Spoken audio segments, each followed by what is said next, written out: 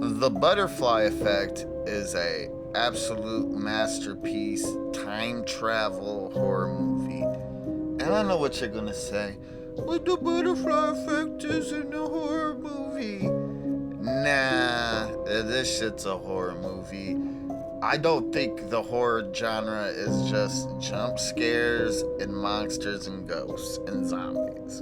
On the rewatch, this movie had so much horror vibes, things that you would just put in the horror genre that, yeah, it's a sci-fi thriller. That's what it's described as. Let's just throw this bad boy in the horror section because, yeah, that's what this movie was putting off the whole 2 hours. Wow, that was a rant. So with that out of the way, plot of the movie.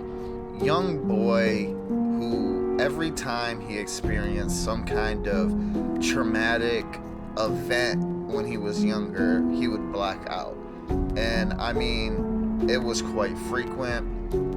Well, he would have to go to the doctors for this, and the doctor was like, hey, let's get this kid to write this journal because he's forgetting stuff, and maybe the journal will help him remember. Well, fast forward into the future, he's in college, he hasn't blacked out in a long time, decides, hey, let's read one of my old journals. Well, when he ends up reading one of his old journals, it allows him to remember one of those memories that he blacked out. So, like, the main memory that he blacked out was when they put this huge, like, explosive in this mailbox and something crazy happened and nobody would talk about it. So it was like, hey, let me remember that. And he ends up reading the journal and goes back to that part and he burns himself. Well, when he comes back, he notices he has a scar. Well, he never had that scar. So he ends up putting two and two together and realizes he's not actually going and remembering the past. He's actually going into the past himself. Well, he has this other memory that's pretty dark about this dad and this video camera, and he was trying to have him undress when they were little.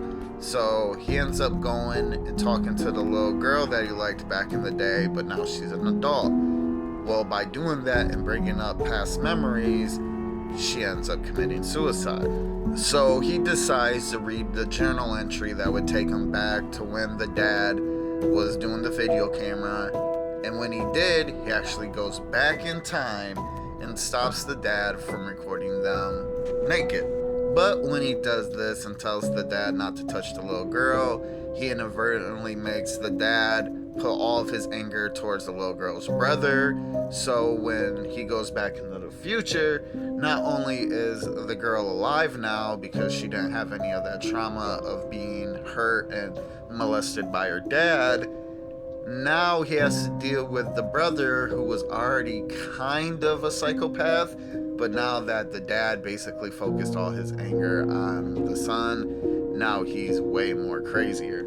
And I'm already kind of getting into some spoilers. So basically the rest of the movie is just him realizing he can alter the past, which changed the future, but every time he does that, something different happens, hence Butterfly Effect. And that is basically the whole premise of the movie.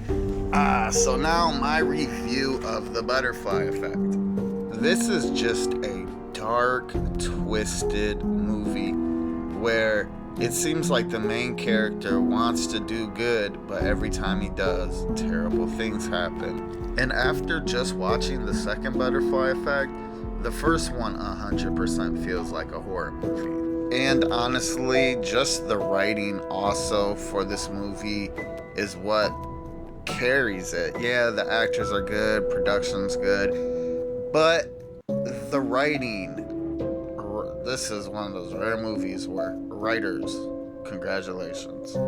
So my rating to the Butterfly Effect is that this is a perfect 10. This is a movie that I watched an insane amount of times when I was younger. This DVD was scratched to hell just because I've watched it so much.